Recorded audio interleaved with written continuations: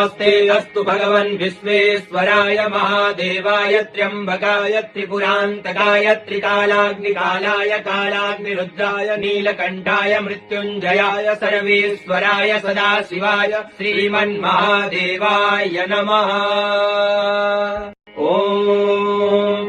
नमस्ते अस्तु भगवन् विश्वेश्वराय महादेवाय त्र्यम्बकाय त्रिपुरान्तकाय त्रिकालाग्निकालाय कालाग्निरुद्राय नीलकण्ठाय मृत्युञ्जयाय सर्वेश्वराय सदाशिवाय श्रीमन्महादेवाय नमः।